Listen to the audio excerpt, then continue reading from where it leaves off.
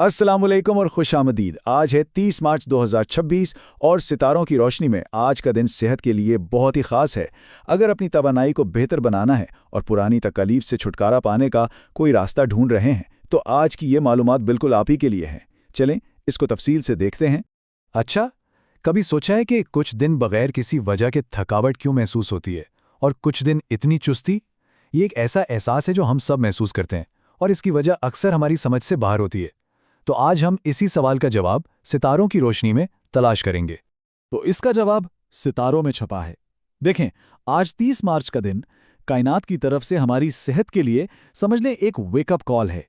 ये एक ऐसा ज़बरदस्त मौका है जब पुरानी बीमारियों के चक्कर को तोड़कर एक नई सेहतमंद जिंदगी की तरफ कदम बढ़ाया जा सकता है।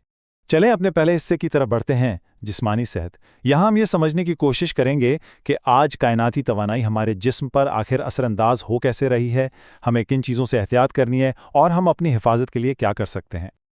तो सबसे अहम बात, सितारों की चाल ये इशारा दे रही है कि आज हमारा मुदाफ़ती निज़ाम, जिसे हम इम्यून सिस्टम कहते हैं, वो थोड़ा सा हसास रह सकता है। इसका मतलब क्या है? इसका मतलब ये है कि मौसम की ज़रा सी तब्दीली भी बीमार कर सकती है या तबीयत को बोझिल कर सकती है। अब देखें, जब इम्यून सिस्टम हसास हो तो गले या फेफड़ों की तकलीफ का इम्कान बढ़ जाता है। लिहाजा आज के दिन ठंडे पानी से परहेज करना बहुत बहुत ज़रूरी है। इसके अलावा एक और चीज़, जिसम में नमकियात की कमी भी हो सकती है। तो इसका हल क्या है? खुद को हाइड्रेटेड रखें, यानी पानी का इस्तेमाल जितना हो सके ज़्यादा करें। ये आज के लिए बहुत अहम है। अच्छा, एक ख़ास एहतियात भी है। ये उन लोगों के लिए है जिनका काम बावर्ची खाने में या आग के करीब होता है। उनके लिए मशवरा है कि आज थोड़ा सा ज़्यादा मुहतात रहें। ये एक छोटा सा लेकिन बहुत ही अहम हिफाजती कदम है जो किसी भी नागवार वाक़े से बचा सकता है। तो जिस्मानी सेहत की बात तो हो गई, अब आते हैं ज़हनी सेहत की तरफ।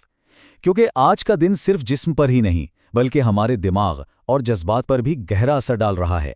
चलें अब ये जानते हैं कि अपने ज़हनी बोझ से निजात कैसे पाई जाए। देखें, असल सेहत तो जिस्म और दिमाग के तवाज़ुन का ही नाम है ना। और आज चांद की पोजीशन कुछ ऐसी है कि हमें जज्बाती तौर पर ज़्यादा हिस्सास बना रही है।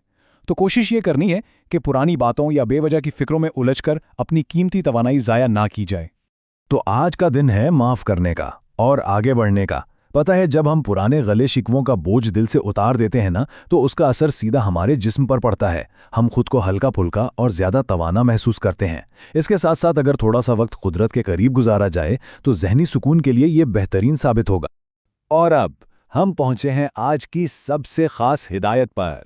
यह है एक ख़ास रूहानी अमल, एक ऐसा आसान सा अमल जो आज रात अंदर की तवानाई को कई गुना बढ़ा सकता है और गहरी शिफा याबी का जरिया बन सकता है। चलें देखते हैं कि ये है क्या। ये बहुत ही सादा लेकिन इंतहाई ताकतवर अमल है। करना बस ये है कि आज रात सोने से पहले कमरे में कोई हल्की सी खुशबू इस्तेमाल करें, फिर बिस्तर पर आराम से लेटकर सिर्फ 5 मिनट तक गहरी सांसें लें और आखिर में दिल से अपने जिस्म का शुक्रिया अदा करें जो हर हाल में हमारा साथ देता है। और जो बात इस अमल को आज गैर मामूली बनाती है वो ये है कि सितारों के मुताबिक आज रात किया गया ये अमल अंदर की शिफायाबी की ताकत को दुगना कर सकता है। ये अपनी तवानाई को रिचार्ज करने का एक बहुत ही नायाब मौका है। चलें अब हम अपने इख्तिताम की तरफ बढ़ रहे हैं और इस हिस्से में हम उस बात पर गौर करेंगे जो याद रखनी ज़रूरी है।